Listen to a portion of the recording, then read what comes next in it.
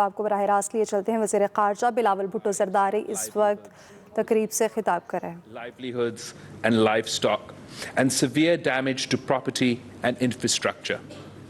Southern, central and northern Pakistan have been the worst affected, particularly Balochistan and Sindh.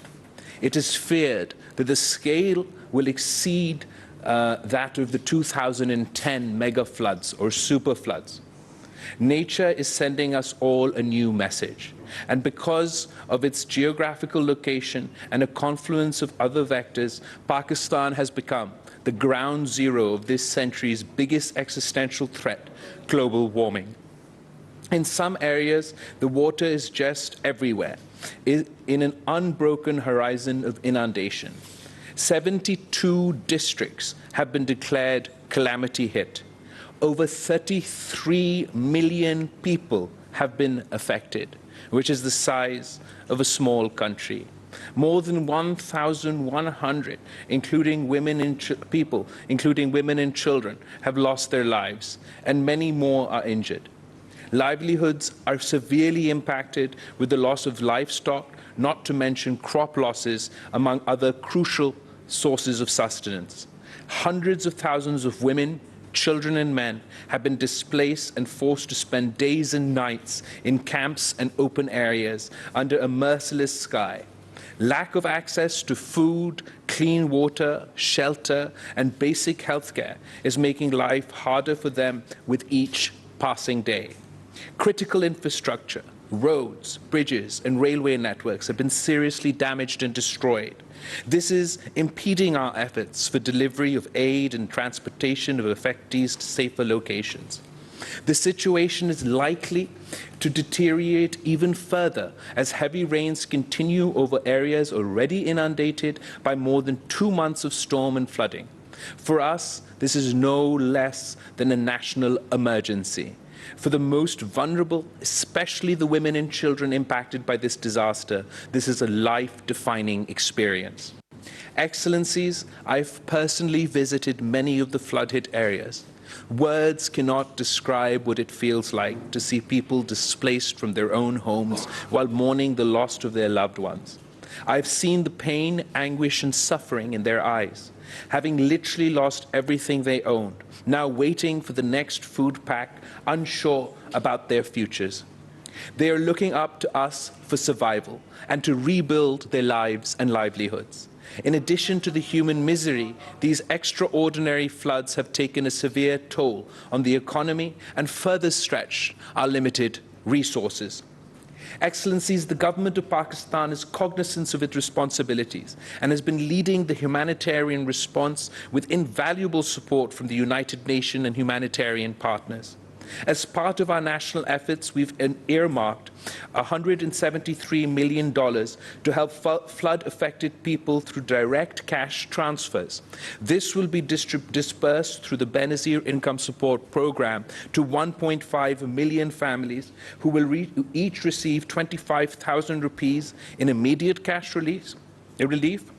Rupees 5 billion has been allocated to the National Disaster Management Authorities for relief efforts.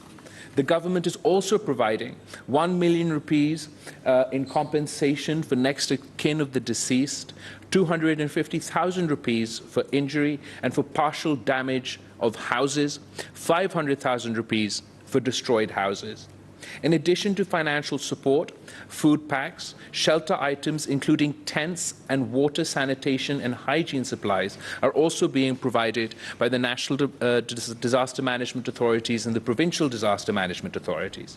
The government's efforts are being supported by the Pakistani nation, with people, civil society and humanitarian organizations stepping forward in a big way to complement the relief work with our characteristic generosity and philanthropic spirit. The Prime Minister's Relief Fund 2022 has also been established to facilitate people all over the country and to contribute to the flood relief efforts. Excellencies, but as it is evident, this disaster is colossal in its scale and devastation. It has severely strained, even overwhelmed, both our resources and our capacity.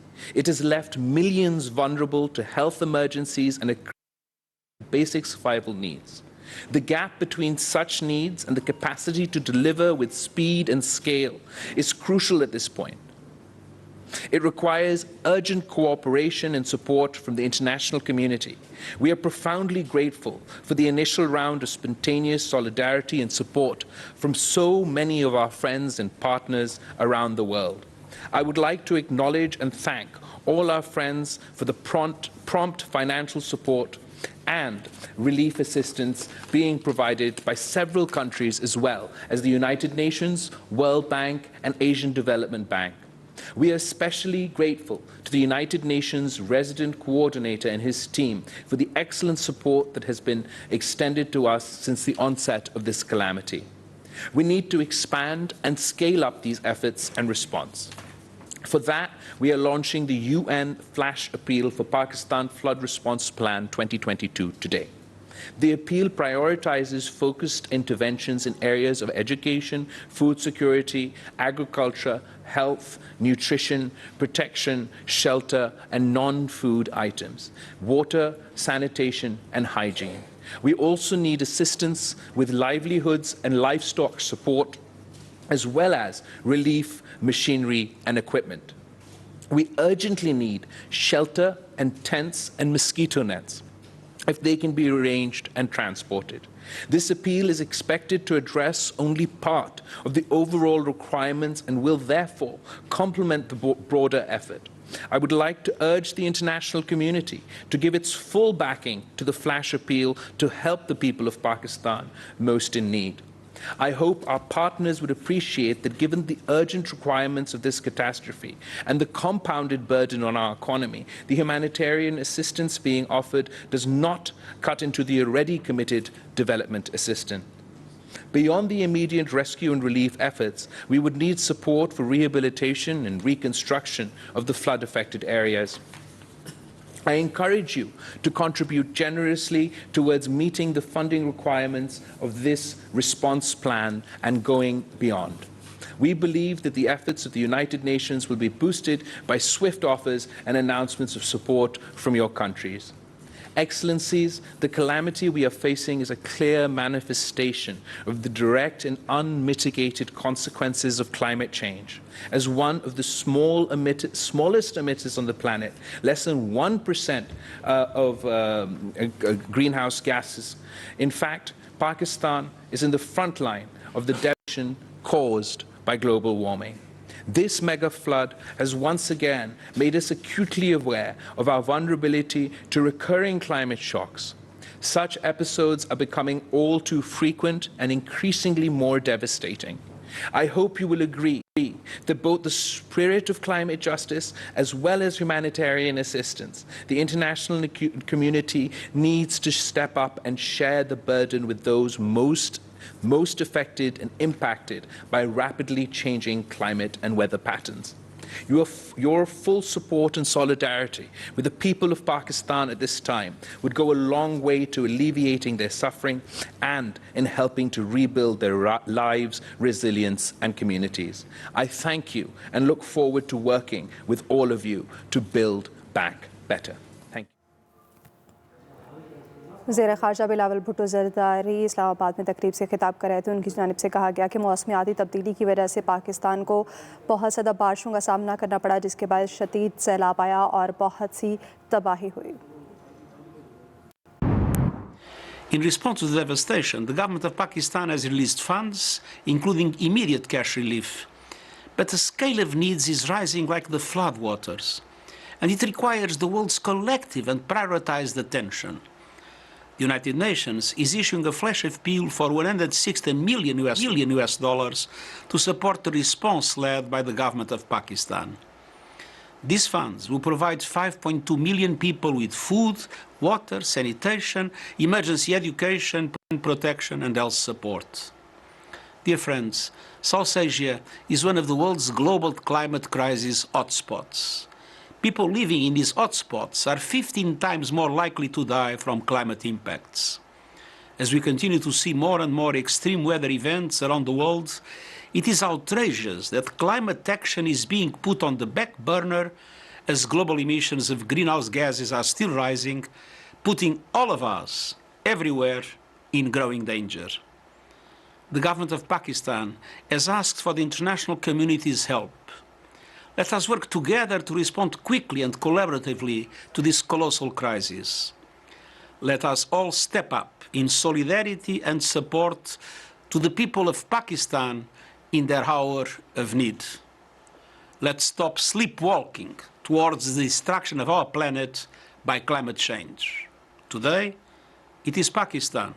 Tomorrow, it could be your country. Thank you. I would now like to invite the Minister for Planning, Development and Special Initiatives, Mr. Ahsan Iqbal, for his remarks. He is the chairperson of the Relief Coordination Committee established by the Prime Minister of Pakistan in the wake of the recent devastating floods. Over to you, sir. Honorable Foreign Minister, Minister of State for Foreign Affairs, Chairman, NDMA, distinguished delegates, Excellencies, ladies and gentlemen.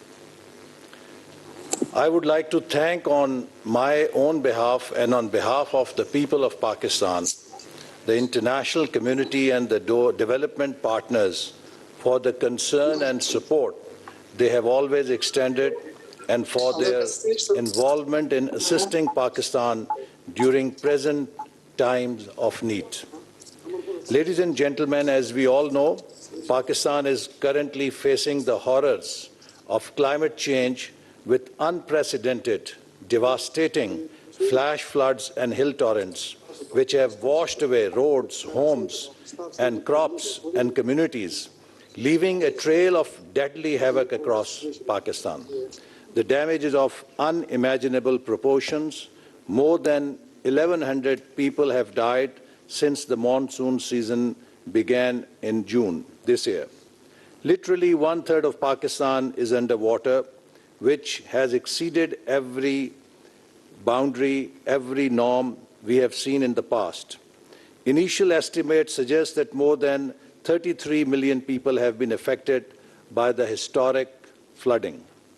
Heavy waters in the country have swept away bridges and roads, schools and hospitals, railway tracks, critical telecommunication infrastructure, cutting off communities. Thousands of people living in the mountainous areas have been evacuated, but authorities are still struggling to reach those who are trapped. Those who managed to escape have been crowded into one of the many makeshift camps across the country. Almost half of the country's cotton crop has been washed away, and vegetable, fruit, and rice fields have sustained significant damage, posing serious challenges to the food security. There is growing concern about the looming cost of building back from this disaster, as the preliminary estimates are higher than $10 billion. The government is looking forward for assistance from aid agencies, friendly countries, and international donors. Ladies and gentlemen, the government of Pakistan's strategy for tackling the flood-affected areas is three-pronged: rescue and relief, rehabilitation, and reconstruction. The UN, due to its vast experience in emergency response, is leading the relief phase in consultation with NDMA and provincial governments. UN Humanitarian Coordinator has initiated the process of triggering a UN flash appeal, which we believe will go a long way in accelerating our effort to take care of the relief phase in shortest possible time. We are very grateful to the UN resident country coordinator who has extensively traveled through these areas and has extended full support in making this flash appeal possible in shortest time. For the rehabilitation and reconstruction phase, the World Bank is preparing to undertake a World Bank and Asian Development Bank are preparing to undertake a damage needs assessment study. This is a time-consuming exercise, and the results shall be shared with the donor community in due course of time. As said earlier, the magnitude of the crisis is increasing with the passage of time. Accordingly, the government of Pakistan would like to seek the support from the donor community, both for the ongoing relief efforts and for the rebuilding process. Pakistan looks forward to a positive and visible response from the international community in this regard. And may I also say that Pakistan has also initiated an initiative for building a resilient infrastructure to face the challenges of climate change at UN level platform. And we do hope that international community will realize that this is, as the Secretary General said, that this is Pakistan today, it can be any other country tomorrow. We all have to join hands in order to fight the effects of climate change and make the world a safer place for everyone living on this planet. Thank you very much. I thank you, sir. I now invite the UN Resident and Humanitarian Coordinator in Pakistan, Mr. Julian Harnais, to please share his views with us. Thank you. Foreign Minister, Minister Planning, Madam Minister, Chairman NDMA, Ministers, Chief Minister, Ambassadors, friends. Like many of you, Foreign Minister, Chief Minister of Sindh, Chairman, I spent the last week in the districts of Pakistan, Baluchistan and Sindh. The scale of the catastrophe is beyond my comprehension. We were going through kilometre after kilometre through central Sindh, where all you could see was villages on the move. I literally saw tens of thousands of people just packing up what little they have, throwing it into trucks or just parking it by the side of the road, and trying to find a dry place to put their village. Piles of charpoys, mattresses in the rain. Thousands of people, parents, children, just looking around and going, what happens now? How am I going to protect my child from getting sick? What am I going to eat? Where am I find water? Where will I sleep tonight? And this all across Sindh and much of Baluchistan. And their hands were stretched out, asking for help, our help, your help. Now's our time. This is all the result of climate change. Now, climate change is a polite way of saying the unwanted consequence of the industrialization of our planet. This is an internationally driven problem, and therefore it is only right that part of the solution comes from us. I also saw good things. I saw the government out there. I saw deputy commissioners pulling together their people across the country. Ministers out in their constituencies doing everything they could to bring together their people. The first distributions of bits, people receiving their little messages saying that come in for the assistance. These are all good things. Most touchingly of all was the generosity of the people of Pakistan at all levels. Be it rich, poor, they were all reaching into their pocket, giving out to those of their fellow citizens who needed most, and we need to do the same. So now's the time for the international community to step up next to the people of Pakistan. Climate change-driven catastrophe demands international solidarity. The United Agencies, funds and programs, well, we started responding, so have the non-governmental organizations, both national and international, but we are limited by the financial resources available to us. This flash appeal will help to correct that. The flash appeal will build upon solid foundations. Since the last superfloods of 2010, which were not of the scale of this one, the government, with your support, has built strong foundations. The Benazir Income Support Programme, at a press of a button, can distribute money to tens of thousands, hundreds of thousands of people. That didn't exist back then. We've strengthened National Disaster Aid Authority and the PDMAs and the DDMAs across the country, there's a network of humanitarian response facilities that can be used to build a strong response. That didn't exist in 2010. So we're building upon strong foundations. Our international humanitarian appeal for the United Nations and non-governmental organizations will build upon that strong foundation. We will contribute to the work of the government, and our assistance will be under the guidance and the cooperation of the National Disaster Management Authority and the Provincial Disaster Management Authorities. I'm very grateful to the assistance of member states and even private citizens in developed countries who've given for this response. Thank you. I'm asking you to do more because it's the right thing. Thank you very much, Mr. Harnais. I now request the Chairman of the National Disaster Management Authority, NDMA, Lieutenant General Akhtar Nawaz, to give us an overview of the flood situation in the country. Please, sir. Honorable Foreign Minister, Excellencies, ladies and gentlemen, Assalamu alaikum and a very good afternoon.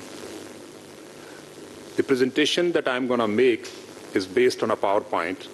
It's more technical in nature to make you understand the impact, the losses, and what are, the needs. I would draw your attention to the very first page of the presentation, which actually sets stay on to previous one. Yeah, which actually, talks about the climate change and ultimately, its outcome. Next, please. Yeah, if you look at this slide, we lost this spring this year, 2022. We moved directly from winter to the summers. That was followed by 4 heat waves, and where we faced forest fires, and our large tracts of the forest remained on fire for weeks. Yeah. We were followed with the drought warnings, and this is exactly where the United Nations community here in Pakistan, along with NDMA and all other stakeholders, started talking about and worrying about what is going to come as an outcome of this drought. But then came, what we faced, the early and unprecedented monsoon with very horrific consequences. Next, please. Yeah. What we had thought about, our meteorological department, they thought that this time, based on their assessment and studies, the monsoon rains are going to be slightly above normal. And once they said slightly above normal, it meant 25 to 30% above normal. Next, please. Based on, this assessment, through the effort with our all stakeholders, that is the provincial disaster management authorities, the federal agencies, the UN offices and systems here, the humanitarian organizations, we carved out a contingency plan for the monsoon 2022 and issued this plan on 12th of May.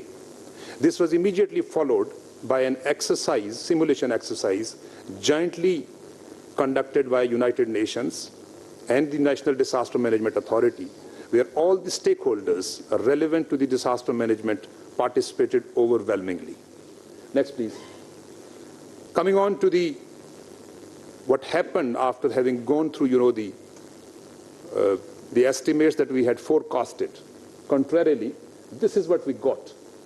Overall, in Pakistan, 186% more rainfall compared to 30 years normal average. The Sindh got the highest, 466%, followed by the Balochistan. Even all other provinces and regions are also above the normal average of 30 years. Next, please. This is a very instructive slide, and I would like to explain it in a bit more detail. Our traditional monsoon areas lie in the north of the country. These are into the Azad Jammu and Kashmir, northern and central parts of Punjab, Khyber Pakhtunkhwa, eastern portions of Balochistan, and the northern parts of Sindh. This time, instead of going to the traditional areas, the monsoon actually first hit us in the first 2 spells into the province of Balochistan and South Khyber Pakhtunkhwa, including the two districts of Di Khan and Tank, followed by a massive, build-up of the rain in the next three spells into Sindh, and then moving up north, the last spell towards northern part, including, Azad Kashmir, KP, northern Punjab, and Gilgit-Baltistan. If you look at, this slide, this explains how much the rainwater has come down from the skies directly into various areas, coupled with the flash floods, hill torrents, leading to urban flooding. This is something we had never thought of and we had never experienced, and that is where, the challenge lies. Next, please. Yeah. As an outcome of all this rainfall and what we got as an outcome of the climate change, today 72 of our districts, 221 of our tehsils, and 6,597 of the union councils have been formally declared as the calamity hit by the provincial governments. And the number is likely to increase as we speak because the calamity continues. Next. I will just draw your attention to these couple of slides from the SUPACO, our satellite producing agency. If you look at the left cut, it is of 11th of August. And if you look at it over here, it is of 23rd of August. Draw the comparison how this was on 11th and how this is. This all indicates the total inundation. Next, please. If you look at the second one, this is where, the river Indus moves, and this is the Larkana. The complete district has been inundated. Next.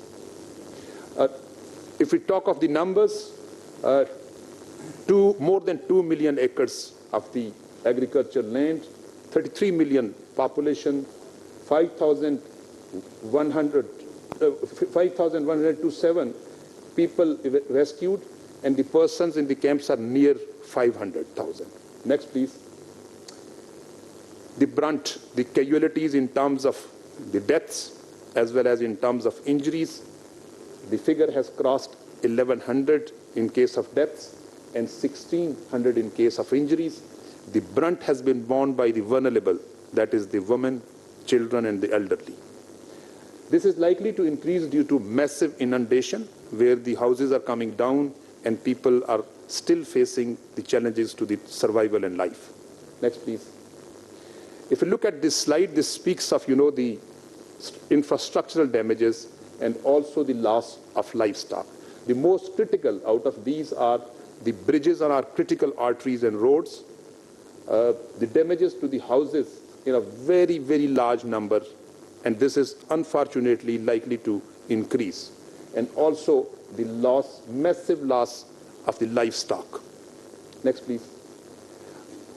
Once we speak, our two major water retaining structures, that is the Tarbela Dam and Mangla Dam. The Tarbela Dam has gone to its full capacity, whereas Mangla Dam, which used to be filled by this time, is still vacant by around 53%. And the reason is that its catchment areas, traditional monsoon areas, didn't receive the rainfall.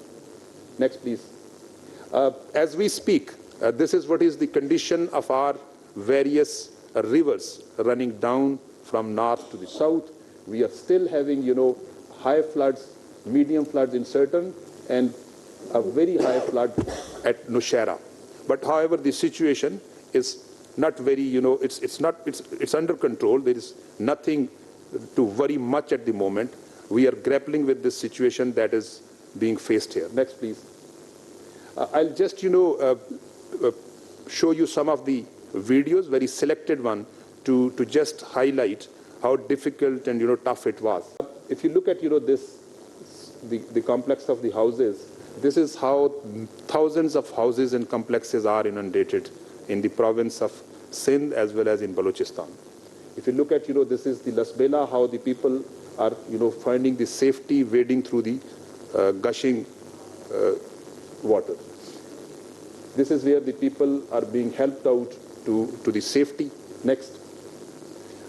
As we speak, the people are being, taken out from the inundated areas.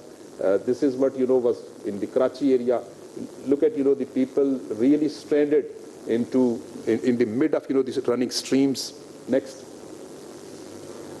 This is what is, the condition as we pull them out, put them to some kind of temporary shelters. If you look at, the infrastructure, the massive damage to the critical infrastructure all across the country. This is where, the vulnerable group that I was talking about, stays. Next. This is a very critical, the infrastructure that we are losing, and this is the extent of the damage. It will take a lot of time and massive, finances to rebuild. Next, please. Coming on to, the response by the federal government, the provincial governments, rescue relief by civil administration, disaster management authorities, duly supported by the armed forces, even the civil society, the humanitarian organization, continues as we speak. A committee has been established at the federal level, which is headed by Mr. Ahsan Iqbal, the chairman of the committee. He's the Minister for Planning and Development. There are a couple of other ministers who are guiding and coordinating the rescue and relief effort. The emergency has been declared at the national level. Army has been requisitioned to carry out, the relief and rescue operations in support of the disaster management agencies. There has been an enhancement of the compensation package. I'll not go into the detail. That has already been partly covered. Next. Benazir Income Support Program, one of, the best social protection program, is already, rolling out at a very fast speed into all provinces. NDMA carried out a rapid need assessment and shared this one with our Ministry of EAD so as to, share it with the donors, and that has already been done, and they're working fast pace on it. There was a donor conference, a number of them actually, in the Ministry of EAD, as well as, headed by the Prime Minister. A joint survey by the provincial disaster management authorities, duly supported and assisted by NDMA and the Army, has already taken off in the province of Balochistan, and it will go on to the other provinces as well. Next, please. Coming on to the relief assistance, so far the relief assistance that has already reached to the flood affectees is as flashed. As we speak, more and more is pouring in because the need is so high, and it is so deficient, so less for us to give them the requisite the relief effort. Next, please. As we speak, the rescue and relief continues. The people are being pulled out, provided with the medical facilities, with the shelter. Next. Humanitarian organizations are also moving in and trying to help out. Next. If you look at these pictures, there are so many humanitarian organizations at their own that they are moving in, being coordinated by provincial disaster management authorities at province, as well as district, as well as the National Disaster Management Authority at the national level. Next.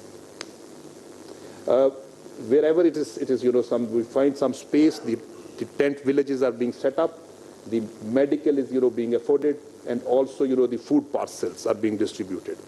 Next. Next, please. Still, the people are being, brought to the safety using all kind of expedients, boats, etc. Next.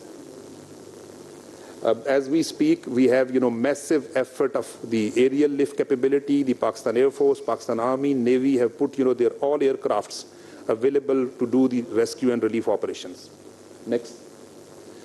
Coming on to the last slide, what is, the immediate and critical need? Already the earlier speakers have mentioned about it. These include the shelters and tents, food security, including the nutrition for the children and for lactating women, health support, water and sanitation, support for the livestock, and of course, once we move out of it, reconstruction and rehabilitation. I thank you all, ladies and gentlemen, for patient hearing. Thank you very much, sir. I would now like to hand over the floor to Mr. Ramesh Rajasingham, the head and representative of the UN Office for the Coordination of Humanitarian Affairs in Geneva and the director of the Coordination Division of OCHA. He will now conduct the proceedings in Geneva. Over to you, sir. Thank you very much. Excellencies, distinguished delegates and colleagues, we have just heard from our distinguished speakers from Islamabad on the enormous impact of floods and the priority needs and in response the requirements of the Pakistan flood response plan. Here in Geneva, I'm joined on the podium by His Excellency Ambassador Khalil Hashmi, Permanent Representative of the Islamic Republic of Pakistan to the United Nations Office and other international organizations in Geneva, the UN High Commissioner for Refugees, Mr. Filippo Grandi, the Under-Secretary General for National Society Development and Operations Coordination of the International Federation of the Red Cross and Red Crescent Societies, Mr. Javier Castellanos Mosquera.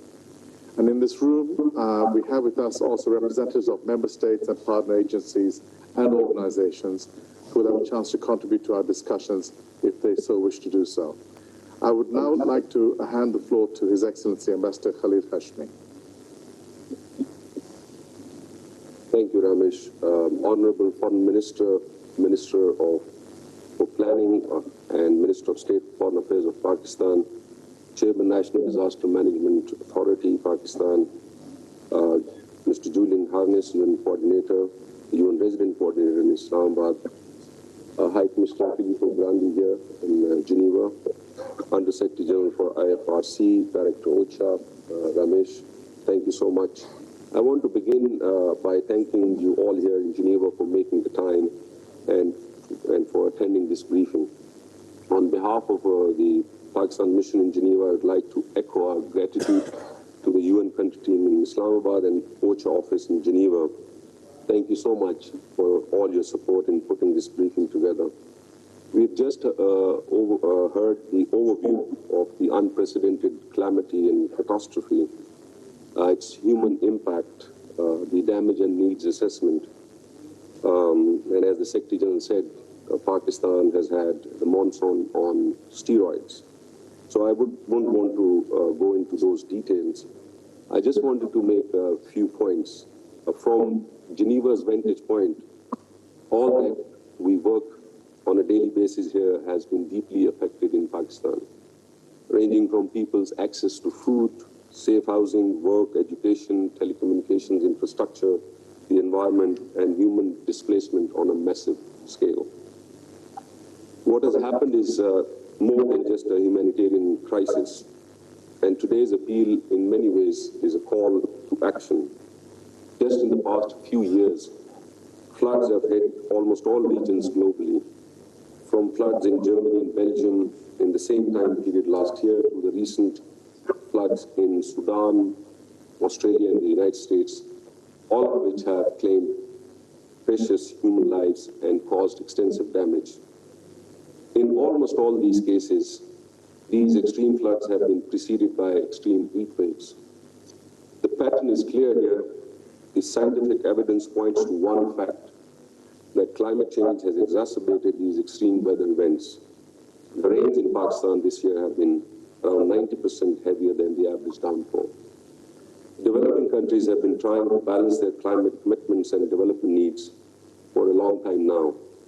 However, one such calamity erodes years of work. Our common future will be determined by what we do. It is clear that none of us can afford to delay actions that are critical to our survival or wait until disasters arrive at our doorsteps.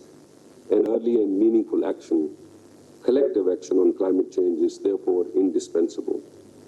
In terms of the appeal and follow-up, Pakistan mission in Geneva remains at your disposal for any additional information or clarification.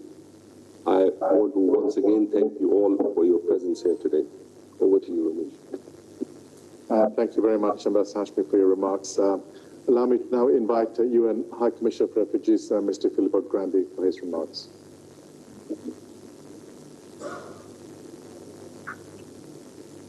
Thank you.